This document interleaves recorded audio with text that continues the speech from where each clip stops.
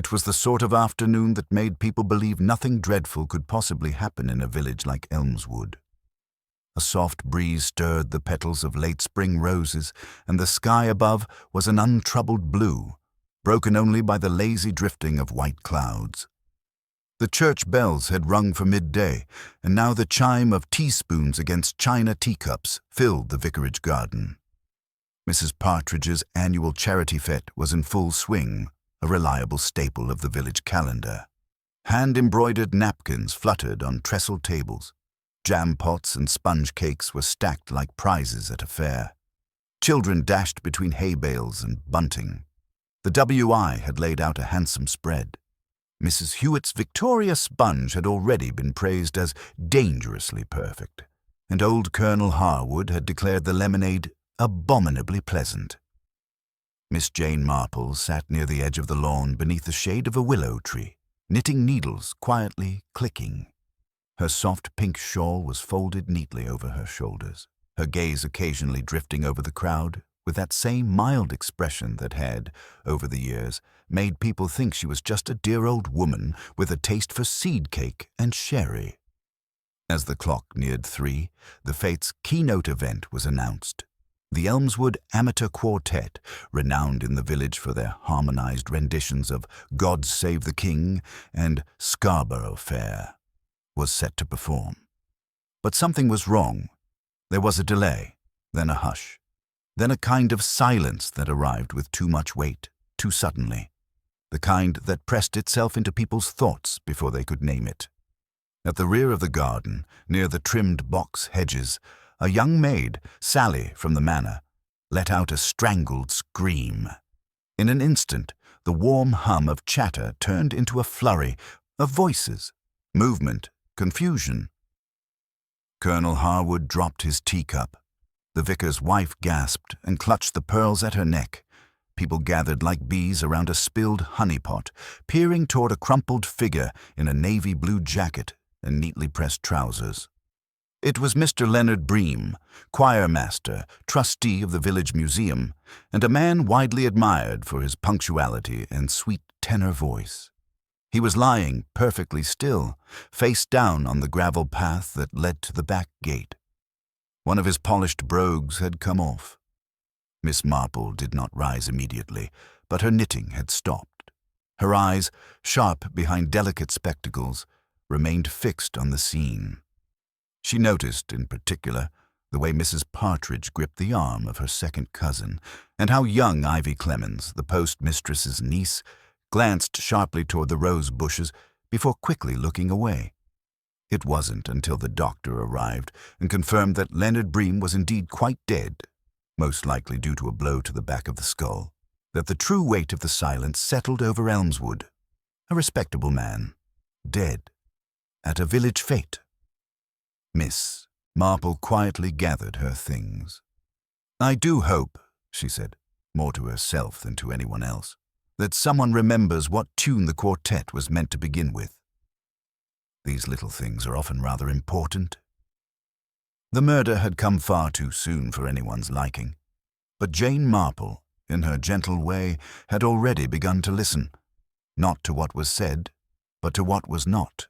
The village of Elmswood did not recover its calm so easily.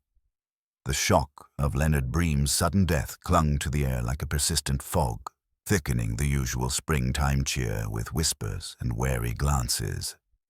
As the doctor gently lifted the body onto a stretcher, the fate dispersed unevenly, conversations fragmenting into murmurs and outright speculation.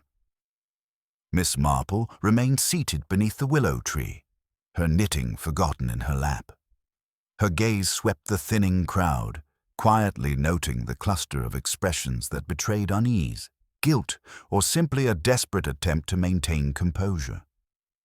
There was something in the way the villagers moved, like marionettes unsure of the strings that guided them, that set her mind to work, as always, sorting through behavior rather than surface facts. Mrs. Partridge, hostess of the fete and Elmswood's most enduring socialite, hovered nearby, looking pale but determined. "Such a dreadful thing, Miss Marple," she murmured, wringing her gloved hands. "Poor Leonard," so full of life only this morning. Who could have wished him harm? It is always easier to guess who could, Miss Marple said gently, but it is quite another matter to know who did. The vicar's wife, Mrs. Ellington, approached with her husband in tow, his clerical collar slightly askew, betraying his own surprise and discomfort. "Such an untimely event," the vicar said, his voice grave but calm. "We must not jump to conclusions.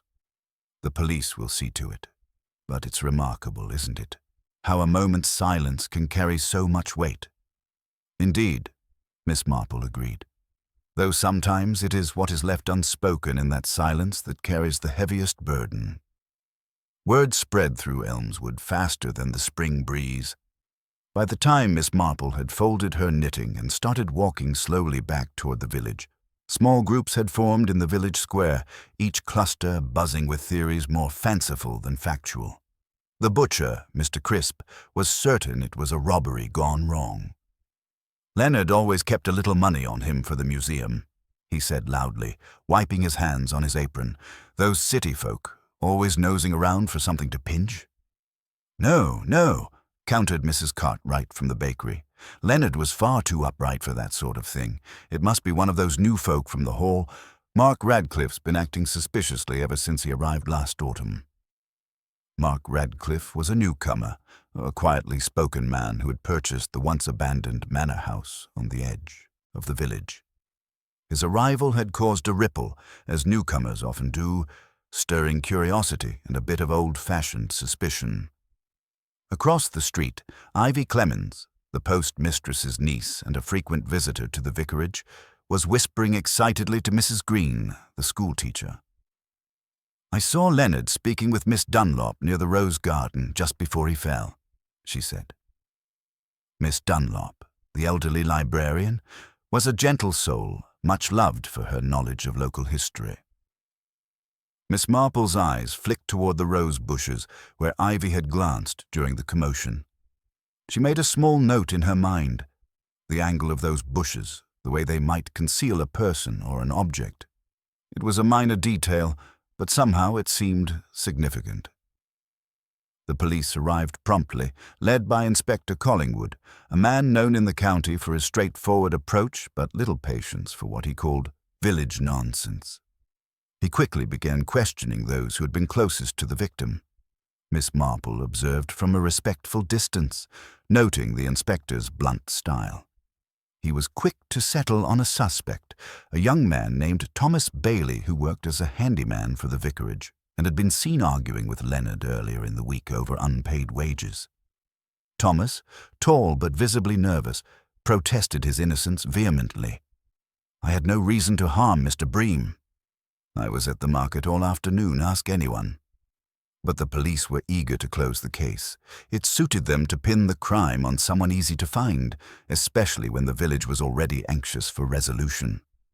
Miss Marple, however, was far from convinced. She observed Thomas's demeanor carefully. There was genuine fear in his eyes, not the cold calculation of a murderer.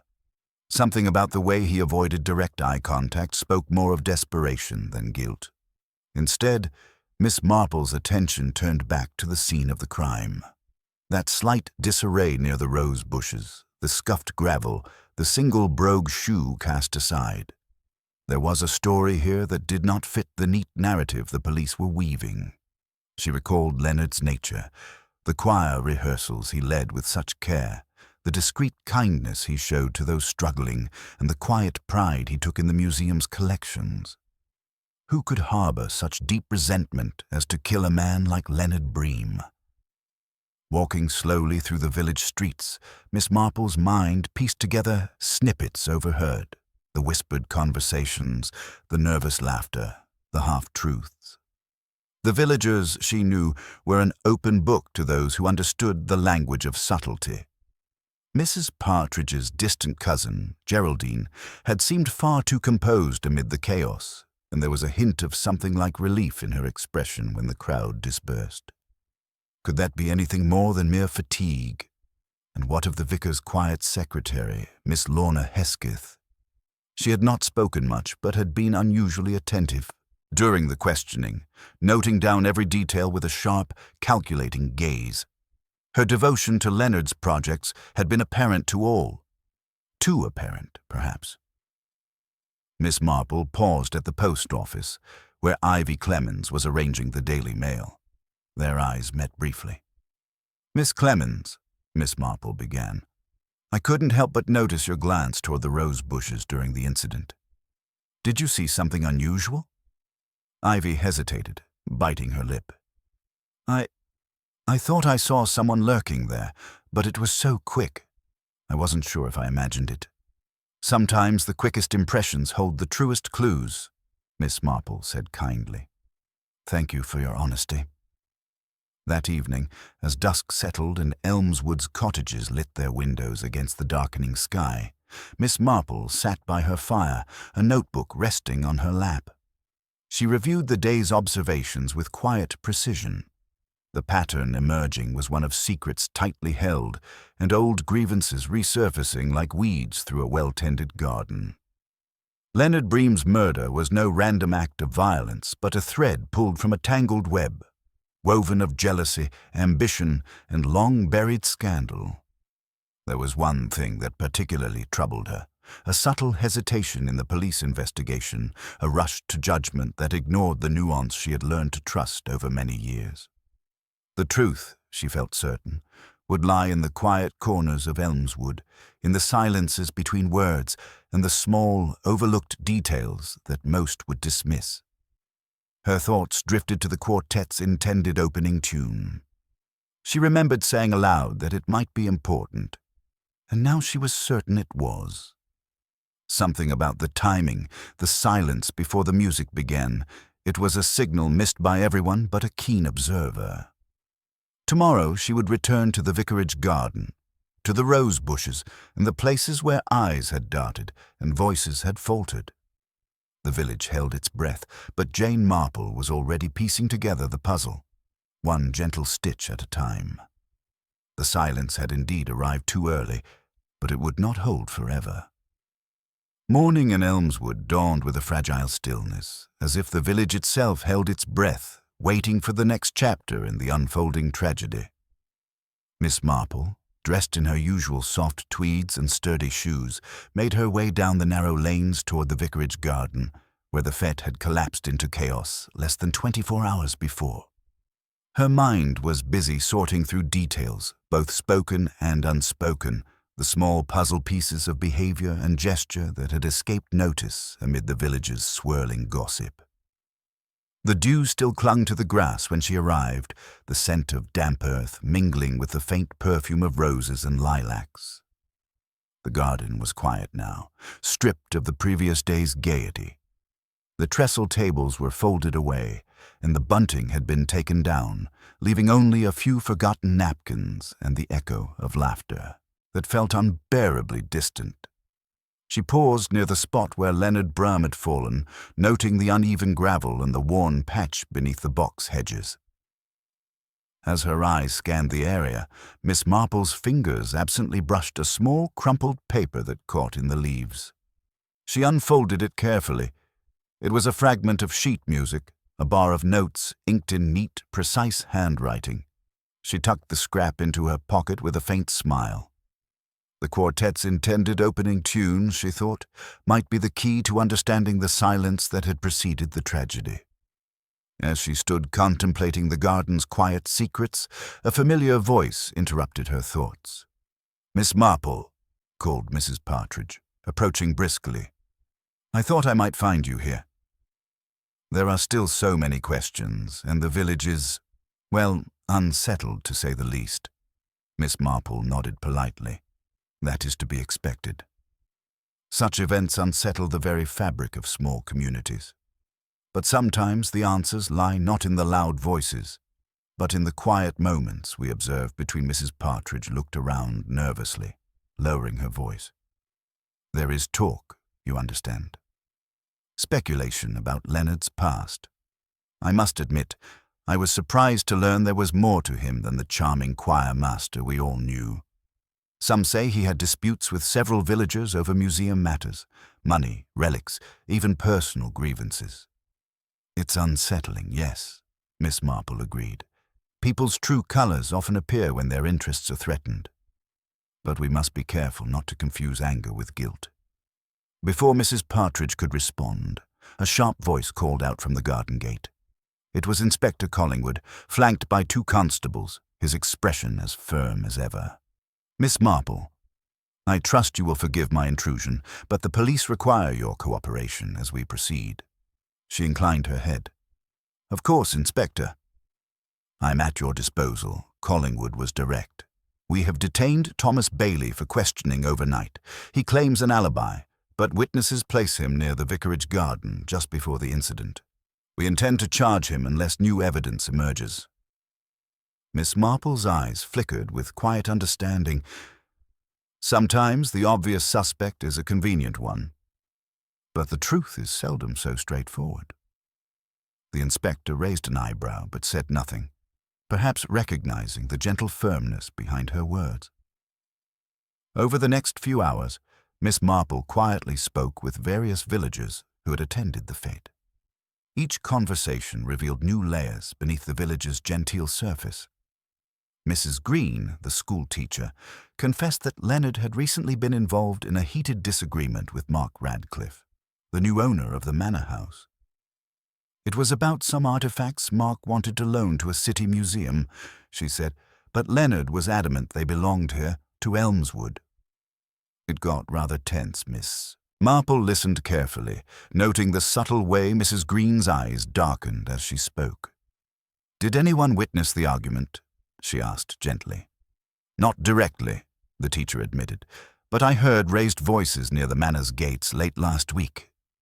Turning her attention to Ivy Clemens, Miss Marple found the young woman quieter than before, her earlier eagerness replaced by a cautious reserve.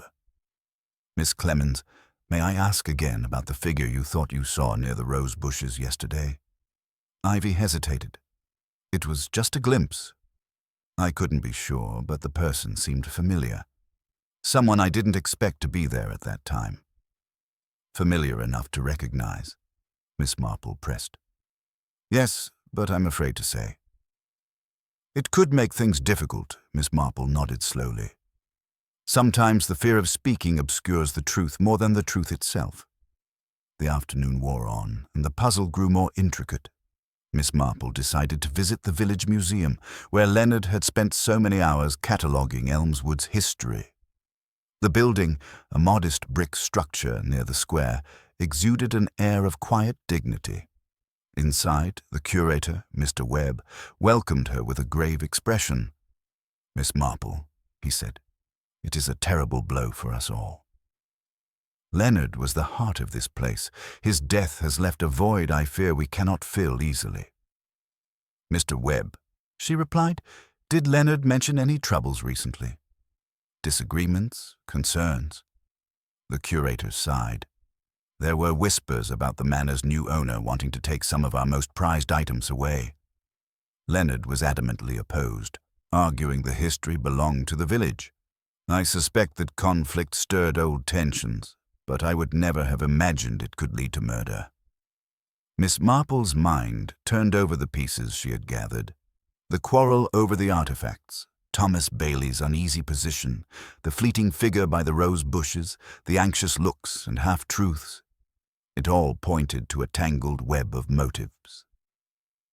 As the sun dipped toward evening, she walked slowly back through the village streets, her thoughts weaving the day's observations into a growing tapestry of suspicion and subtle clues. She passed the vicarage once more and caught sight of Miss Lorna Hesketh, the vicar's secretary, closing the curtains with a purposeful motion. Curious, Miss Marple approached. "Miss Hesketh, might I trouble you with a moment?" The young woman looked up, her expression guarded but polite. "Of course, Miss Marple. I've heard you were quite close to Mr. Bream. Did he confide in you about anything unusual?" Lorna hesitated before answering, her eyes flickering to the street behind Miss Marple. "Leonard was passionate about preserving Elmswood's heritage. He feared that some people, newcomers particularly, might not have the village's best interests at heart. But beyond that, he was discreet. Miss Marple nodded, sensing the restraint behind the words. Discretion can sometimes hide more than it reveals. Yes, Lorna admitted softly. There are things even I do not know. I wish I did. That night, as the village settled uneasily into silence, Miss Marple sat by her fireside once more, turning over the day's encounters. The obvious threads were there, but she sensed a deeper layer beneath the surface. Motives cloaked in civility, secrets whispered only in passing glances. Her attention lingered on the scrap of music from the garden, the silent moment before the quartet's first note that had been interrupted by violence. She knew that to solve this mystery, she must listen not only to what was said, but to what the village was reluctant to voice. Tomorrow would bring more questions and perhaps the first true glimpse into the heart of Elmswood's tangled web. For now, the silence remained, but Jane Marple was certain it would not last. The morning air in Elmswood was crisp, but beneath its freshness lay the unmistakable tension of a community still grappling with grief and suspicion. Miss Marple, clutching her handbag with an unassuming steadiness, made her way toward the village square, where the post office and the bakery formed the nucleus of daily village life. Her plan was to speak again with Ivy Clemens, hoping the young woman's earlier hesitation might give way to a clearer memory after a night's reflection. Ivy was sorting through letters behind the counter, her fingers trembling slightly as she stacked envelopes. When she saw Miss Marple, relief flickered across her face, as if the presence of the gentle, unhurried woman offered a measure of comfort amidst the chaos. "Good morning, Ivy," Miss Marple said softly. "I was hoping we might have a quiet moment to talk." Ivy nodded, stepping aside to allow Miss Marple to take a seat on the bench outside. The village had begun to stir, a few early risers headed toward the bakery. The butcher was arranging fresh cuts in his display window, and the faint aroma of bread mingled with the morning dew. "You mentioned yesterday that you thought you saw someone near the rose bushes before the accident," Miss Marple began. "Do you think you might be able to recall anything more?" Sometimes our minds need time to settle before the truth emerges. Ivy bit her lip, hesitating. "It's just that I didn't want to cause trouble. But I saw Geraldine Partridge there, near the bushes, just before Leonard collapsed." Miss Marple's gaze sharpened subtly, but her voice remained calm. "And what did she seem to be doing?" "I'm not sure." She looked nervous, like she was hiding something, and when she saw me, she quickly turned away. The mention of Geraldine Partridge added another layer of complexity. Though Mrs. Partridge's cousin was not often in the spotlight, her poised and composed demeanor at the fete had seemed oddly out of place when the murder shattered the day's celebrations. Miss Marple thanked Ivy and rose, her mind turning over this new piece of information. Quietly, she crossed the street to the bakery, where Mrs. Cartwright was arranging pastries with meticulous care, the tension in her hands betraying her otherwise serene expression. "Mrs. Cartwright," Miss Marple began, "I wonder if you might have seen anything unusual yesterday. Perhaps something that others might have missed." The baker looked around, lowering her voice. "Well, now you mention it, I did see Geraldine Partridge slipping away from the fete early before the incident. She seemed agitated, which was odd for her. And a moment later I noticed a small package in her hand, wrapped in brown paper." "A package?" Miss Marple's interest deepened. "Did you see where she went?" "No, but she headed toward the manor house, I believe. I thought nothing of it at the time, but now—" "Well, it seems suspicious." Miss Marple nodded thoughtfully, feeling the threads of a concealed story beginning to pull taut. She decided to visit the manor house next. The grand old building, though recently renovated, retained an air of faded grandeur. Mark Radcliffe, the new owner, was tending to his garden when she arrived, a tall figure moving with purpose among the roses. "Good morning, Mr. Radcliffe," she said with a gentle smile. "May I trouble you for a few moments?" Mark wiped his hands on a cloth, returning her smile with polite reserve. "Of course, Miss Marple." I gather the village is in something of a turmoil. It is indeed, she replied. I understand you and Mr. Bream had some disagreements about the museum's artifacts. Yes, Mark admitted. Leonard was very protective of the collection. I only wished to loan a few pieces to a city museum for an exhibition, but Leonard saw it as a threat to Elmswood's heritage. We argued, yes, but I never imagined it would lead to such tragedy. Miss Marple observed him carefully.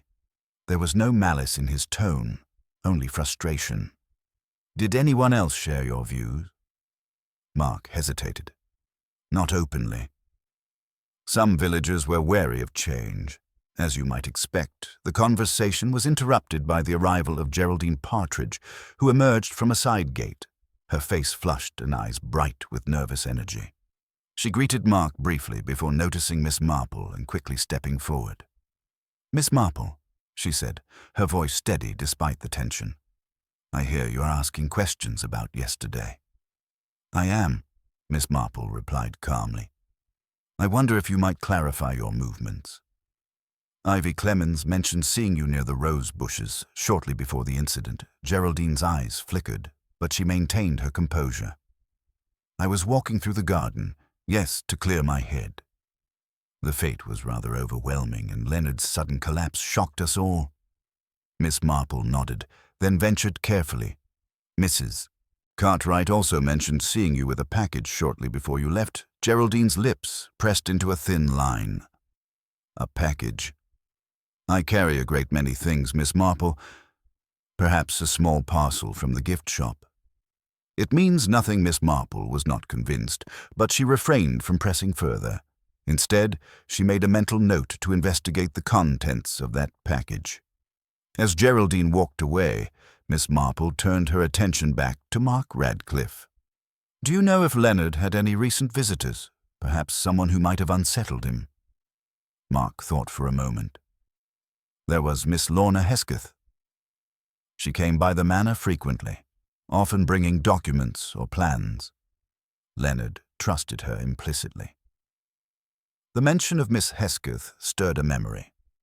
The vicar's secretary had been reticent when Miss Marple had spoken with her, withholding more than she revealed. Miss Marple decided her next visit would be to the vicarage itself. The vicar, Reverend Allington, was in his study when she arrived, a man whose kind eyes belied the weight of responsibility he bore.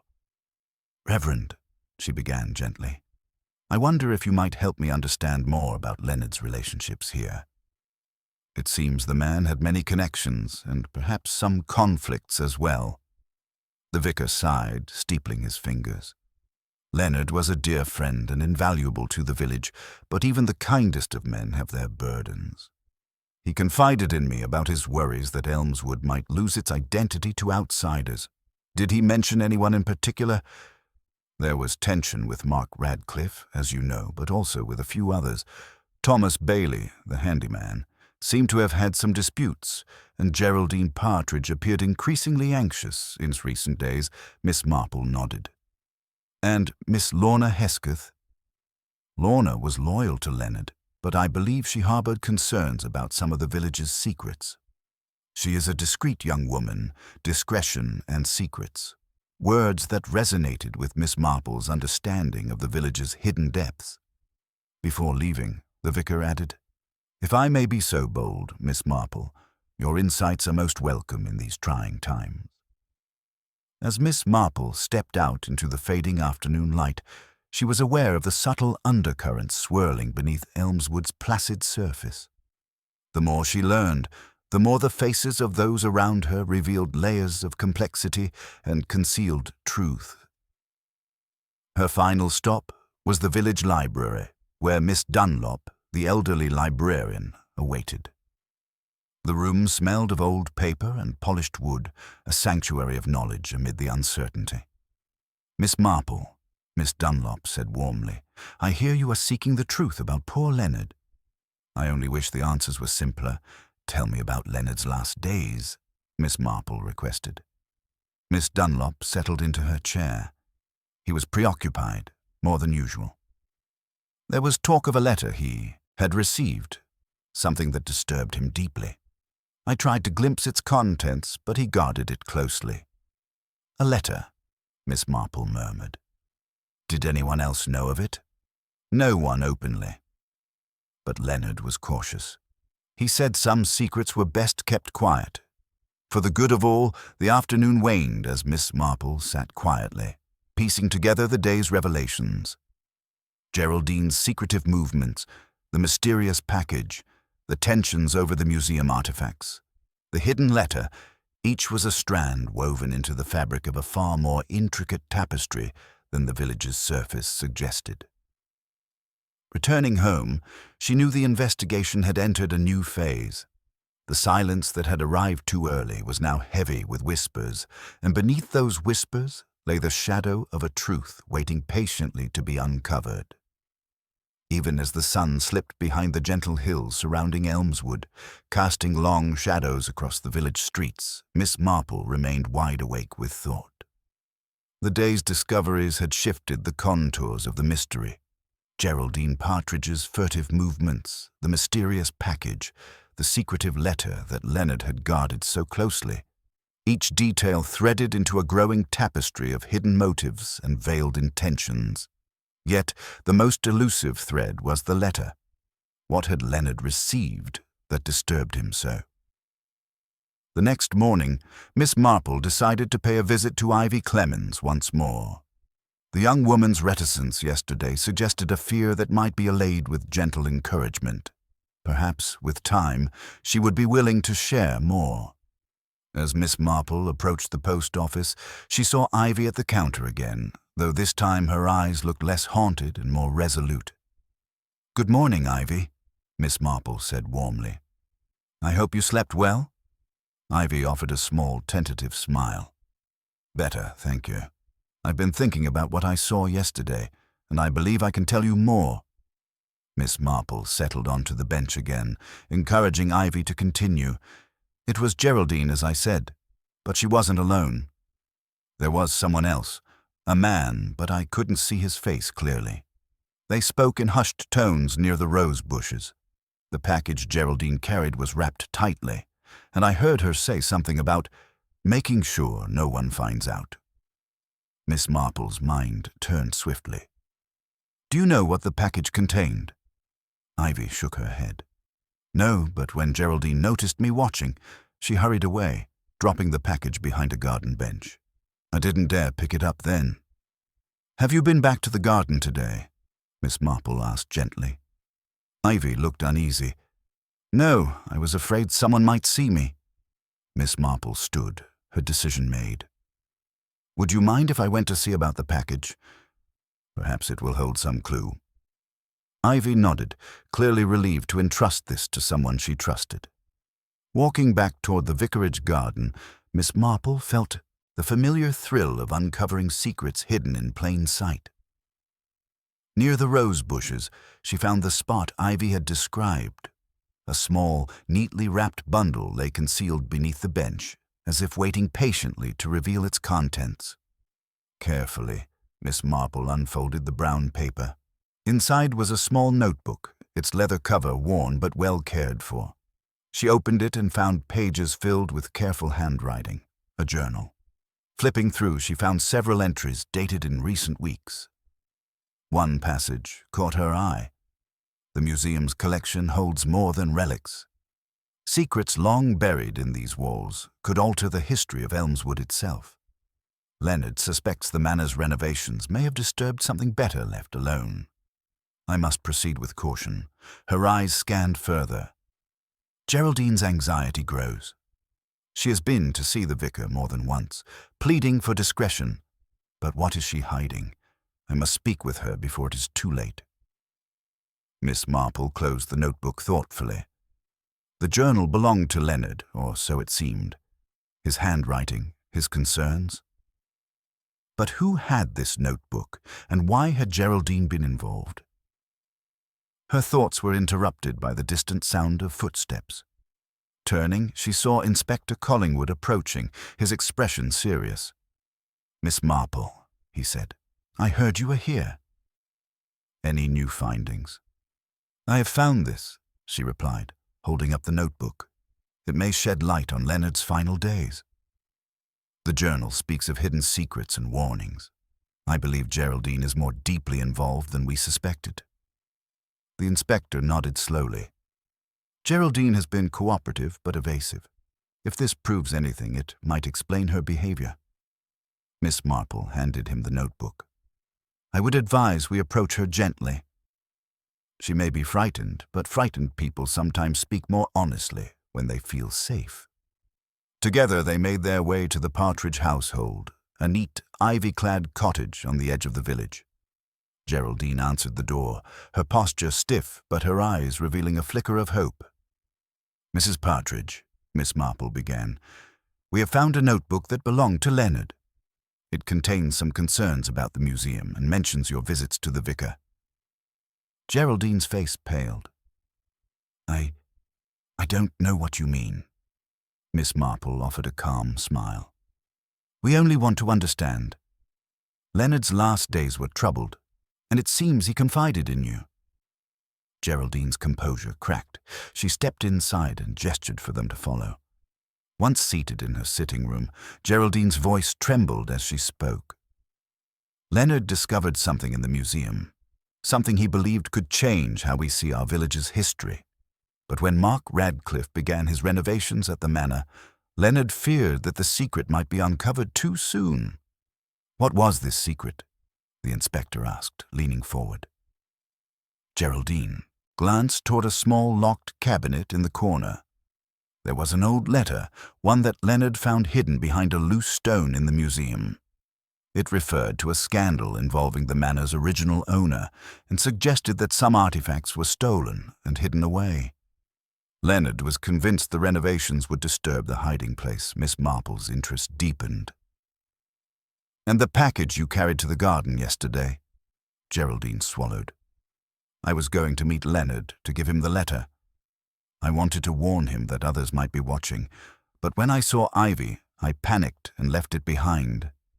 The inspector frowned. Why did you not tell us this sooner? I was afraid, she admitted.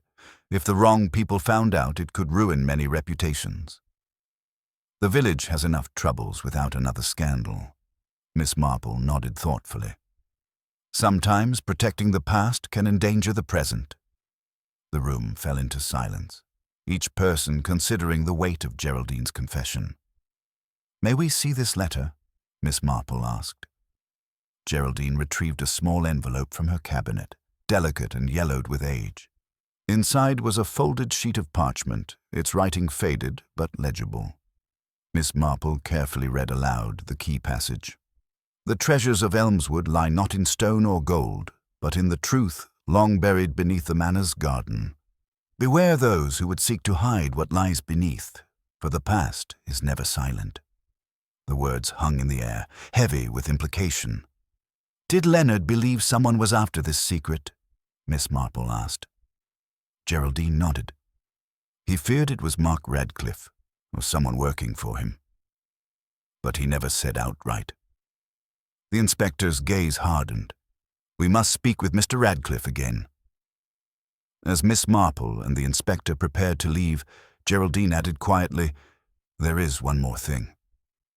Leonard spoke of a meeting planned after the fete. Someone he trusted was going to help him uncover the truth. Who was it? Miss Marple asked. Geraldine hesitated. I don't know. He never said, back outside. The weight of this new revelation settled between Miss Marple and Inspector Collingwood. The mystery had deepened. The surface quarrels about artifacts were mere distractions from a secret buried deep beneath the village's veneer of calm. Walking slowly toward the village square, Miss Marple reflected on the threads in her hand. A secret letter, a hidden scandal, a package left behind, and a meeting shrouded in silence. The silence that had arrived too early was no accident. It was a carefully placed veil. She would need to watch closely, listen carefully, and above all, trust the subtle clues that only human nature could reveal. For in Elmswood, as in all places, the greatest mysteries were not always found in what was hidden, but in what people were most desperate to conceal. The evening air was cool and quiet as Miss Marple returned to her modest home, the notebook and letter from Geraldine still weighing heavily in her thoughts. The village of Elmswood, with its neatly kept cottages and winding lanes, seemed to hum with a muted tension, the kind that thrived in places where long-held secrets lurked beneath the surface. That evening, as she sat in her sitting room sipping tea, she allowed herself a moment to consider all she had learned. Leonard Bream had been onto something far greater than a simple dispute over museum artifacts. The letter, cryptic and veiled in caution, spoke of treasures not in gold or jewels, but in truth, a truth that some feared would shatter the village's comfortable facade. The manor renovations had disturbed more than bricks and mortar. They had stirred memories and dangers better left undisturbed. Her mind drifted to Mark Radcliffe. The man's motives had seemed straightforward enough, a wealthy new owner eager to modernize, perhaps impatient with Leonard's protectiveness over the museum's contents. Yet Miss Marple sensed there was more beneath his polished exterior. Geraldine's fear, the package left behind, the secret meeting Leonard had planned, all pointed to a complicated web of alliances and betrayals. Her reflections were interrupted by a gentle knock at the door. It was Ivy Clemens, her face pale but determined. "I couldn't sleep," Ivy said quietly, stepping inside. "I keep thinking about what I saw. And I want to help." Miss Marple smiled gently. "That is very kind of you, Ivy. Would you mind telling me everything you remember, no matter how small or trivial it seems?" Ivy nodded and settled into a chair. "After the fete, I stayed behind to help clear up. That's when I saw Geraldine again, this time speaking with someone by the manor's garden gate. A man, tall, with dark hair. I didn't see his face clearly, but his voice was low and urgent. They seemed to argue, but I couldn't hear the words." Miss Marple's interest piqued. "Did the man stay long?" "No. Geraldine hurried away, and he disappeared through the side path toward the village green." "That's very helpful, Ivy," Miss Marple said, her voice calm but encouraging. "You've done well." As Ivy left, Miss Marple pondered the new detail. A mysterious visitor, a secret meeting, a man with dark hair. This was a new thread to follow. The village's social circle was small, and strangers rarely came unnoticed. The next morning, Miss Marple made her way to the village green, a stretch of open grass framed by ancient oaks and dotted with benches. It was a favorite spot for locals, especially in warm weather. There, she found Thomas Bailey, the handyman, tending to the flower beds with his usual quiet efficiency. "Good morning, Mr. Bailey." Miss Marple greeted him with a nod. "Might I have a word?" Thomas looked up, wiping his hands on a rag. "Of course, Miss Marple. What can I do for you?" "I'm trying to piece together the events after the fete. I was told a man with dark hair was seen near the manor's garden gate. Would you happen to know who that might be?" Thomas hesitated, then looked around cautiously before lowering his voice. "There's been talk, quiet talk, that a man named Richard Holden has been in and out of the village. He's not from here, but has some interest in the manor. Some say he's connected to the previous owners, maybe looking to claim what's rightfully his." Miss Marple's eyes narrowed thoughtfully. "Do you know where I might find him?" Thomas pointed toward the village pub. "He's been staying there, though he keeps to himself mostly. Folks don't like strangers much, but he's polite enough." Thanking Thomas, Miss Marple walked toward the Crooked Crow, the pub's sign creaking softly in the breeze. Inside, the air smelled of wood smoke and ale, the murmur of low conversation filling the room.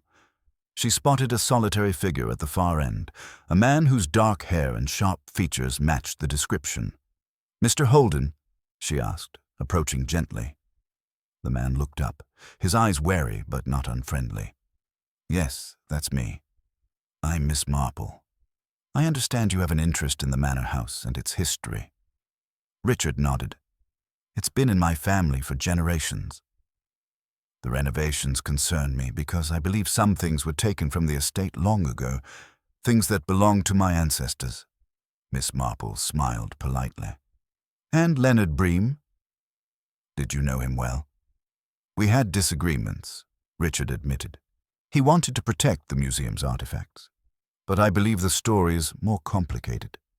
There's something hidden here, something Leonard wanted to reveal but feared would tear the village apart." "Did you meet with Geraldine Partridge after the fete?" Miss Marple inquired. Richard's expression darkened. "Yes, she was trying to keep the peace, but tensions ran high. Leonard was planning to expose a scandal, but I'm not certain what it was. I only want to find the truth." Miss Marple saw in his eyes a mix of determination and fear, the hallmarks of a man caught between loyalty and obligation. Leaving the pub, she felt the mystery deepening. Richard Holden's presence explained much: his family's connection to the manor, the secret meeting, and perhaps the package Geraldine carried. Yet questions remained. Who else knew of this scandal? And why had Leonard's death come so suddenly and violently? Later that afternoon, Miss Marple visited Lorna Hesketh, the vicar's secretary.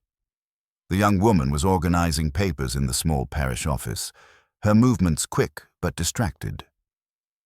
"Miss Hesketh," Miss Marple began, "I've been told Leonard trusted you deeply.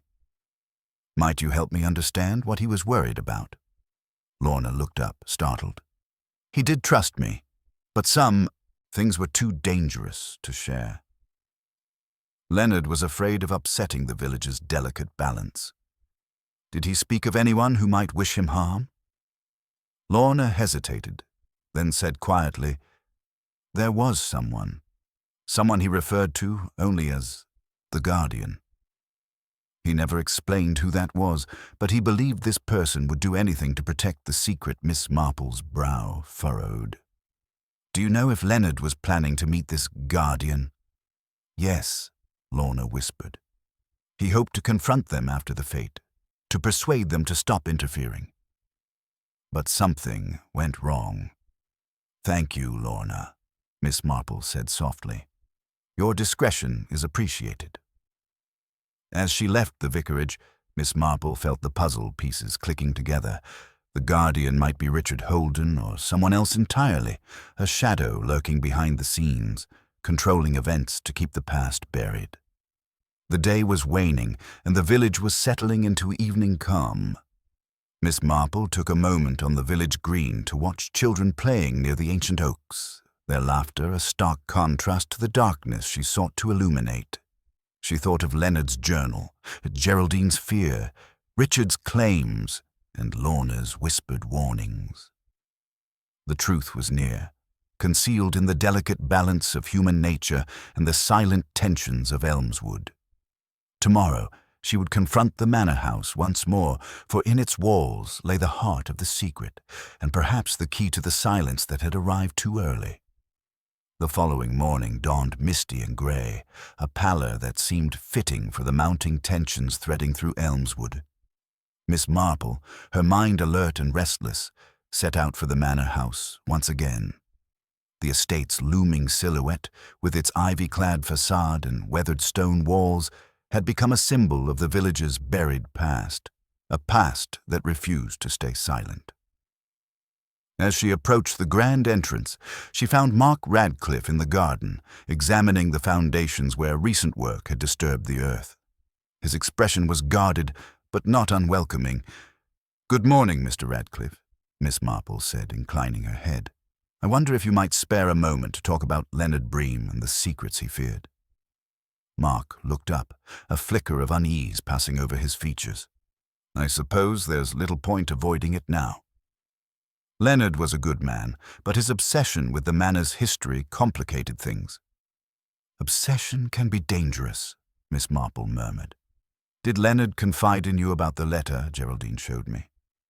Mark sighed, glancing toward the gardens where a freshly turned patch of earth marked the recent renovations. "Yes. Leonard believed the manor held more than relics, that there were truths concealed beneath the stones. He was convinced the original owners hid something valuable, something that might rewrite Elmswood's history. And the secret? Miss Marple pressed gently. Do you know what it was? Mark hesitated. Only fragments.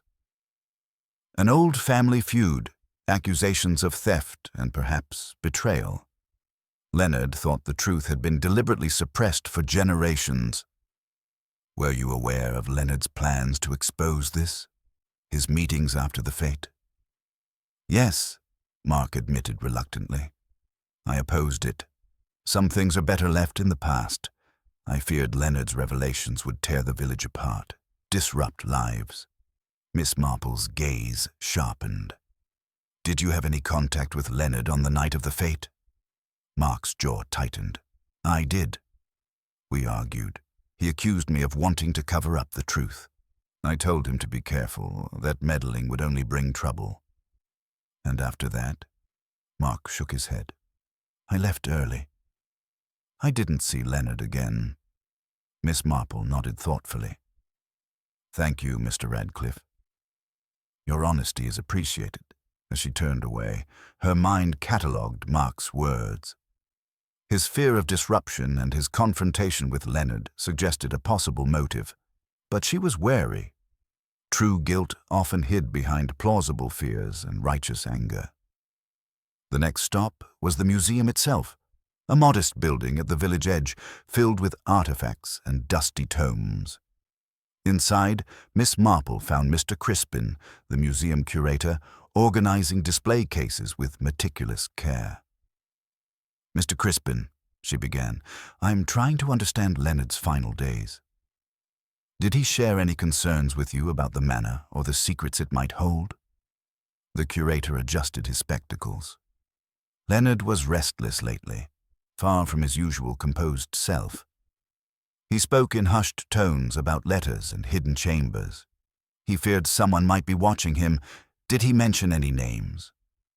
Only the Guardian, a shadowy figure he believed protected the manor's secrets. Leonard was determined to unmask this person. Miss Marple's curiosity deepened. Do you know if Leonard ever found anything? Mr. Crispin nodded. He discovered a loose stone in the cellar wall. Behind it, he found a small compartment containing old documents, family letters, and a map of sorts. He believed it marked the location of a hidden cache.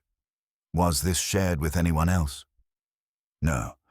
Leonard trusted only a few, and he feared betrayal. Thank you, Mr. Crispin. Your help is invaluable. Leaving the museum, Miss Marple felt the puzzle pieces shifting yet again. The Guardian was not a mere legend, but a real presence, someone vigilant and perhaps ruthless in protecting the manor's secrets. Leonard's discoveries had placed him in danger, and the village's tranquil surface was beginning to ripple with consequences.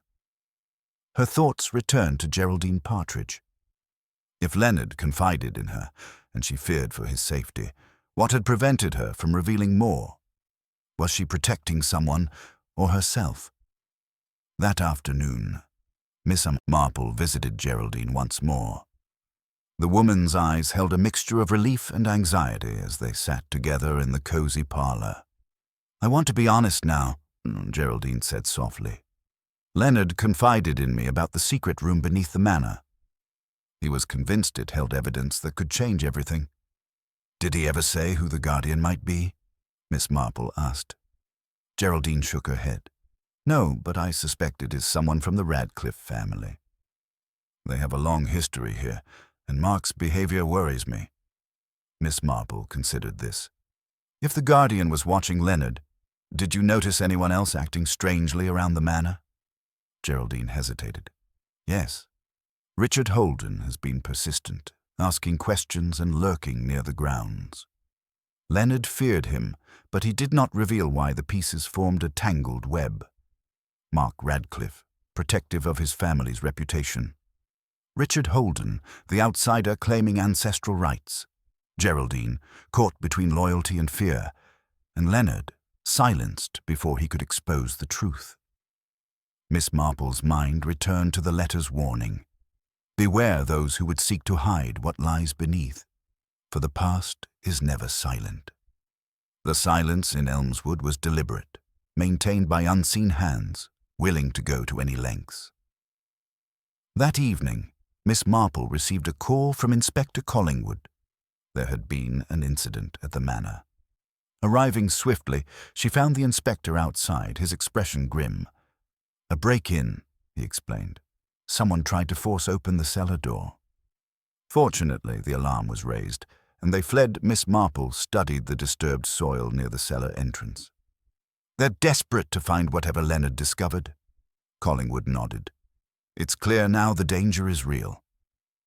We must act carefully." As darkness fell, the village of Elmswood settled uneasily, its secrets stirred from slumber.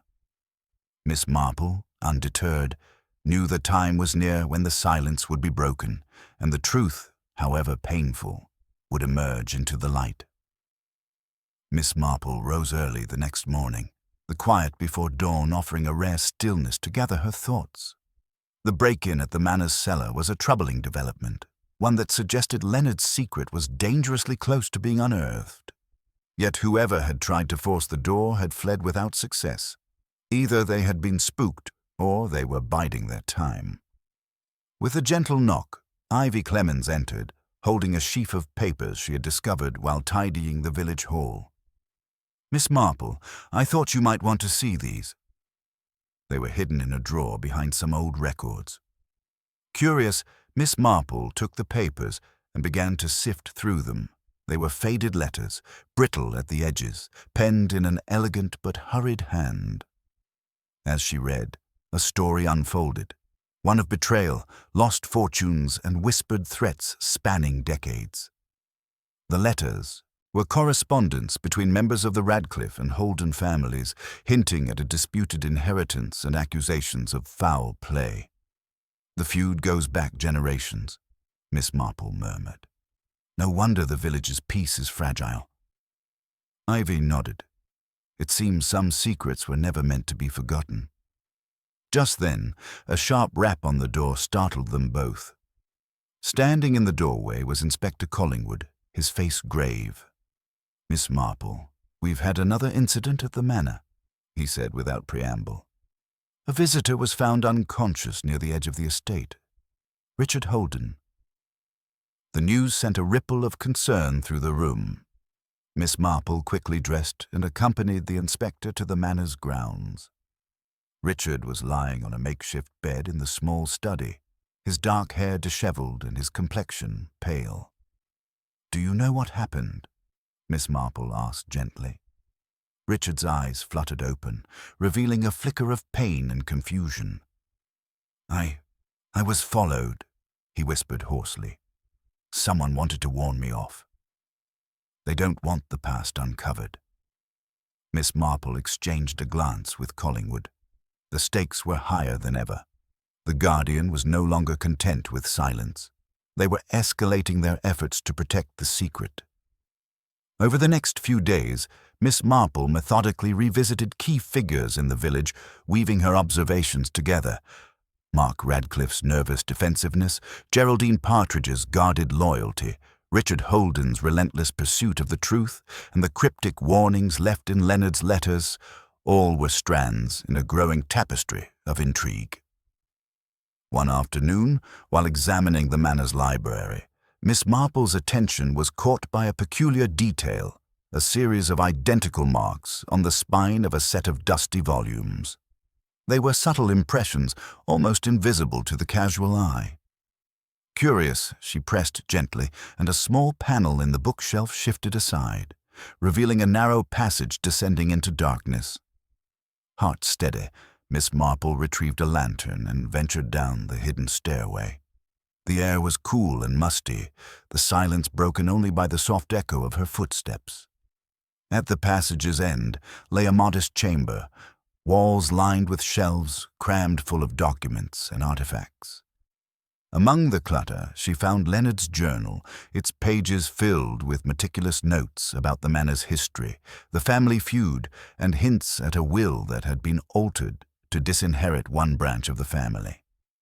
More startling was a folded parchment, a map marked with a red X deep in the estate's overgrown gardens. Her mind raced with possibilities. This chamber was the heart of Leonard's discovery, the secret room he had found and guarded. As she ascended, Miss Marple was aware of unseen eyes watching her, perhaps the same ones that had sent Richard Holden to the brink of death and attempted the break-in. She knew now that the final confrontation was imminent. The village's quiet masks a fierce struggle for truth and power, and she, with her keen understanding of human nature, was poised to uncover the silence that had arrived too early. Miss Marple emerged from the hidden chamber with a quiet determination, the worn map clutched delicately in her hand. The afternoon sun cast long shadows across the gardens, the once orderly hedges now tangled and wild in places where time and neglect had allowed nature to reclaim its hold. This, she thought, was the perfect place to hide a secret. Her thoughts turned immediately to the map's red X, which marked a spot deep within the overgrown part of the estate. It was far from the manor's main paths, where only the bold or desperate would dare tread. The location was symbolic, hidden in plain sight, just as the truth often is. Miss Marple decided to visit Geraldine Partridge first. The woman's connection to Leonard and the Radcliffe family, coupled with her evident fear, made her a natural confidant. Perhaps Geraldine held pieces of the puzzle that Leonard had entrusted to her, but had not yet revealed. Geraldine greeted Miss Marple at her cottage, eyes wary but hopeful. "I heard about the secret chamber," she said softly. "Leonard trusted you. What did you find?" Miss Marple showed her the map, watching as Geraldine's pale fingers traced the red X. "This is where we must look next," she said. Geraldine nodded, swallowing hard. "There's more to the Radcliffe-Holden feud than anyone knows. Leonard believed someone went to terrible lengths to hide the truth. Murder, perhaps. I fear the danger is far from over." Together, they made plans to explore the marked spot at first light, aware that time was no longer on their side. That evening, Miss Marple reflected on the village's fragile peace. The surface civility masked undercurrents of resentment, jealousy, and fear. She recalled the subtle exchanges, the quick glances, the half-spoken warnings. All pointed toward a tangled web of secrets and lies. Meanwhile, Inspector Collingwood was busy gathering statements, his team patrolling the village and its outskirts with renewed urgency. The break-in and Richard Holden's attack had made it clear the culprit was desperate, willing to risk exposure and confrontation. The next morning, with Geraldine and Collingwood accompanying her, Miss Marple made her way through the thicket toward the spot marked on the map. The air was crisp, the scent of damp earth mingling with the faint perfume of wildflowers. As they moved deeper into the overgrowth, the world outside seemed to slip away, leaving only the pressing need to uncover what had been buried for so long. They reached a large, gnarled oak tree, the anchor point marked on the map. Beneath its roots, the earth appeared disturbed, as if recently unearthed and hastily covered again. Miss Marple's fingers brushed aside the loose soil, revealing the edge of a wooden trapdoor, its surface mottled with moss and decay. With careful effort, they lifted the door, exposing a narrow ladder descending into darkness. Collingwood shone his torch downward, revealing the faint outlines of stone steps and a subterranean chamber beyond. Miss Marple's heart quickened. This was it, the secret Leonard had risked everything to find. They descended slowly, the air growing cooler and damp. The chamber was small but filled with relics, old furniture, dust-covered boxes, and, most importantly, stacks of documents and ledgers tied with faded ribbons. Miss Marple approached the ledgers cautiously, opening one to find records of transactions, letters, and deeds that painted a picture of a long-forgotten betrayal. A ledger caught her eye, a detailed account of a transfer of ownership, dated decades ago but signed in suspiciously shaky handwriting. This, she whispered, could rewrite the entire history of the manor. Suddenly, a soft noise from the chamber's entrance startled them. Collingwood motioned for silence as footsteps approached. Emerging from the shadows was Mark Radcliffe, his face a mixture of fear and resolve. "You shouldn't be here," he said sharply, though his voice trembled. "This place is cursed." "The past is better left alone." Miss Marple studied him calmly. "You're afraid, Mr. Radcliffe. But it is not the past that threatens you, it is the truth." Mark's shoulders sagged, and for a moment he seemed on the verge of confession. But then his expression hardened. "You don't understand. Protecting the family's honor means everything. If this secret comes out, everything falls apart." Geraldine stepped forward. "But Leonard paid with his life for this silence. How many more must suffer?" The tension was thick, but before the conversation could deepen, a sudden noise echoed through the chamber, a heavy thud, followed by hurried footsteps retreating up the ladder. Collingwood drew his revolver, signaling to the others to stay alert. "We're not alone," he said grimly. Miss Marple's sharp eyes caught the glint of a small object on the floor, a silver locket engraved with a family crest. She recognized it immediately as belonging to Richard Holden. "Someone else has been here," she murmured. The discovery confirmed her growing suspicion. The struggle for truth was far from over, and the shadow of the Guardian loomed larger than ever. As they ascended back into the daylight, the weight of the uncovered secrets pressed upon them. The manor's silence had finally been broken, but the price of revelation was still unknown. Miss Marple's mind raced with questions. Who was protecting the secret with such ferocity? What had Leonard uncovered that made the village's hidden history so dangerous? And who among them was willing to kill to keep it buried? The answers lay ahead, shrouded in the intricate dance of human motives, fears, and deceptions.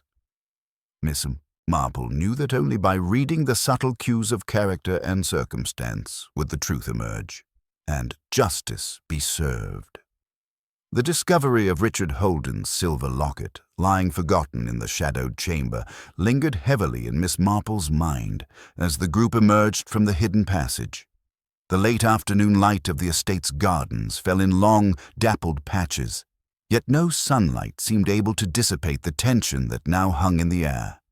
Each step back toward the manor was measured, as if the very earth beneath them might reveal further secrets at any moment. Inspector Collingwood's brow remained furrowed as he pocketed his revolver. "Someone else has been following the investigation closely," he muttered. "And they're not shy about letting us know." Miss Marple, ever composed yet quietly alert, allowed herself a moment's reflection. The manor, the village, the tangled history. It all spoke of lives lived beneath the surface, with motives hidden behind carefully maintained facades. It was never the obvious that held the truth, but the subtle nuances of human behavior, the seemingly innocuous detail that none dared to mention. Back in the great hall, the group gathered, the evening light casting a warm but flickering glow over faces etched with fatigue and worry. Geraldine Partridge's hands trembled slightly as she clutched the map and ledgers, her eyes darting between the gathered company. Mark Radcliffe avoided eye contact, his fingers nervously tapping against the polished oak table. "It seems we are dealing with more than just a family dispute," Miss Marple said softly. Leonard's discovery unearthed wounds that some believed better left to fester in silence. "But who?" Collingwood pressed, his tone edged with frustration. "Who would go to such lengths? To threaten, to attack, even murder?" Geraldine shook her head. "The past is a maze of grievances. The Radcliffes and Holdens were once close. Too close to betray each other so thoroughly without terrible consequences. Leonard's findings must have disturbed something fragile." Mark finally spoke, his voice low and heavy. "There are things you don't know. Things I was sworn to protect. I only wanted to keep the peace." Miss Marple's gaze remained steady.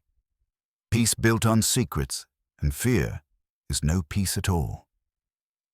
The evening passed in uneasy conversation, with Miss Marple carefully steering the discussion towards subtle observations. She noted the flicker of guilt in Mark's eyes when pressed on certain matters, the quickening pulse in Geraldine's voice when she spoke of the guardian, and the measured silence of the household staff, who seemed burdened by what they dared not say. The following morning brought a sudden and unwelcome development. Ivy Clemens arrived breathless at Miss Marple's door, with news that Leonard Radcliffe's trusted housekeeper, Mrs. Edith Willoughby, had been found collapsed in the village square near the post office. She was conscious but pale, barely able to speak. Rushing to the scene with Collingwood, Miss Marple found Mrs. Willoughby surrounded by concerned villagers. The woman's normally sharp eyes were clouded with fear and exhaustion. "I was threatened," Mrs. Willoughby whispered when she saw Miss Marple. "Someone warned me to stop asking questions, to keep my mouth shut." "Did you see who it was?" Miss Marple asked gently. The housekeeper shook her head. "No, but I heard footsteps, a voice just beyond the corner. I was too frightened to look." The incident deepened the web of danger surrounding the investigation.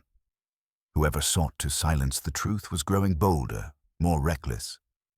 Miss Marple spent the day retracing Mrs. Willoughby's movements and conversations, speaking with neighbors and shopkeepers who had seen the elderly woman in the hours before her collapse. A pattern emerged.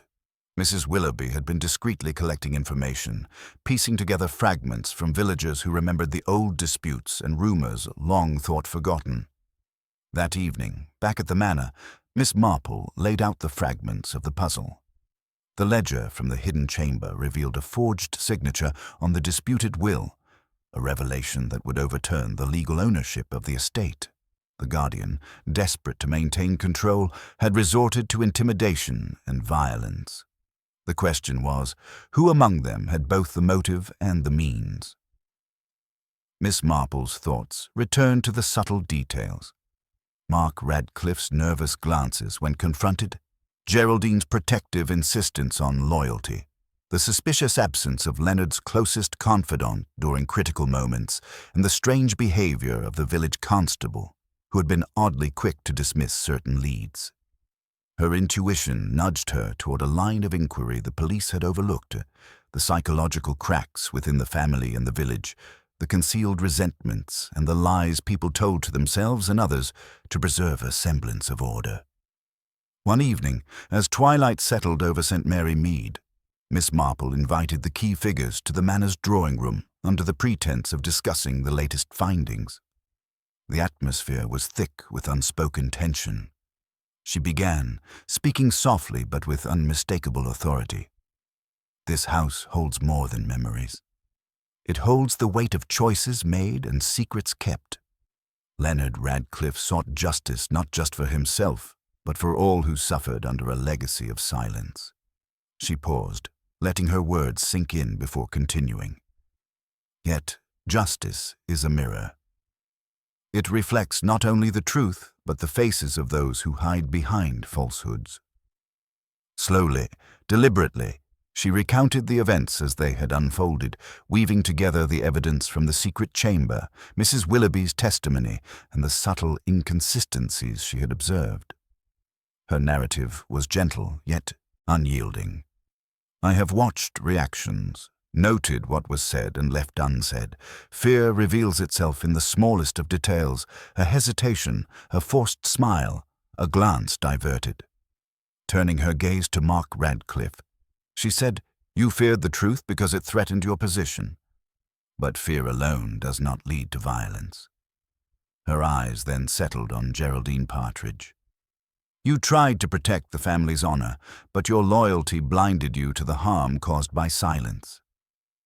Finally, she looked toward a figure at the edge of the room, the village constable, whose quiet demeanor had invited little suspicion. "It was you, Constable Hargreaves, who took justice into your own hands," Miss Marple said softly but firmly. "You believed that protecting the Radcliffe name justified your actions, threatening, attacking, even orchestrating Leonard's demise. The silver locket left behind was no accident, but a deliberate ploy to mislead. A heavy silence filled the room. The constable's face drained of colour as he met Miss Marple's steady gaze. Collingwood stepped forward, placing a hand on Hargreaves's arm. "You're under arrest." As the constable was led away, the room seemed to exhale, the weight of deception lifting at last. Miss Marple turned to the remaining company, her voice gentle. "The truth is often harder to face than the lie, but only when silence ends can peace truly begin." In the days that followed, the village slowly returned to its rhythms, the shadow of fear replaced by cautious hope. The manor's secrets were laid bare, and justice, though delayed, was served. Miss Marple resumed her quiet routines, her sharp mind ever watchful. In the delicate balance of human nature, she saw both the frailty and strength that define us all, and she knew that in time, silence might once again arrive, but it would never be too early to listen. Understood. Now generating the final section of Miss Marple and the silence that arrived. Too early to deliver a satisfying resolution, tying together the clues and character arcs with that quintessential subtlety and sharp insight Miss Marple is known for. Here it comes. The days following Constable Hargreaves's arrest brought a cautious calm to St. Mary Mead, yet the echoes of the unsettling events at Radcliffe Manor lingered in the air, like the fading notes of a sombre melody. The village resumed its quiet rhythm, though beneath its surface, the lessons of recent days remained etched into every whispered conversation and furtive glance. Miss Marple, sitting by her favorite window with a cup of tea, reflected on the intricate tapestry of human nature that had unfolded before her. It had been, as always, a delicate balance of observation and patience that had uncovered the truth, a truth not found in sensational forensic proofs or grand confessions, but in the subtle shifts of behavior, the betrayals concealed behind well-rehearsed smiles, and the silences pregnant with unspoken fears. The revelation that Hargreaves, the seemingly dependable constable, was the architect of much suffering had shocked many. His quiet demeanor had hidden a mind twisted by misguided loyalty and a desperate need to protect the family name, regardless of the cost. The silver locket, deliberately left behind, was a final gambit to mislead investigators, to point suspicion away from himself by implicating Richard Holden, whose untimely death had only deepened the village's sorrow. Miss Marple recalled the moments in the drawing-room, the way Hargreaves' eyes flickered when confronted with the details only someone intimately involved could know. The subtle tremor in his voice when Miss Marple's calm but unyielding logic closed around him like an invisible net. Yet what troubled her most was the pervasive fear that had allowed such darkness to fester. Fear that bred silence, silence that bred betrayal, and betrayal that ultimately led to tragedy. The Radcliffe-Holden feud, long dormant yet never truly healed, had been a minefield of old wounds and resentments. Leonard Radcliffe's discovery of the forged will was the catalyst that brought those hidden fractures to the surface. It was a testament to Miss Marple's enduring belief. Beneath the veneer of civility lies the truth of human frailty and complexity. In the weeks that followed, the rightful ownership of Radcliffe Manor was restored, and Geraldine Partridge, with the village's quiet support, began to rebuild what had been broken, both in the estate and in the fractured community. Mark Radcliffe, burdened by guilt yet relieved to see justice served, left the village to seek a fresh start elsewhere, leaving behind the shadows of his family's legacy. Leonard's name was cleared, his courage and persistence finally honored. Mrs. Edith Willoughby recovered, her testimony invaluable in piecing together the final truths, and the village mourned the loss of Richard Holden with a newfound understanding of the costs of secrets. As spring deepened into summer, Miss Marple's thoughts turned to the nature of justice, not only as a matter of law, but as a gentle reckoning with human error and forgiveness. She understood well that people often clung to silence out of love or fear, that the bonds between them were tangled and imperfect. But in the end, she mused, it was those quiet, observant moments, overheard words, a glance too quick to meet another's, a hesitation just long enough, that revealed the deepest truths. She smiled softly, the faintest glimmer of satisfaction in her eyes.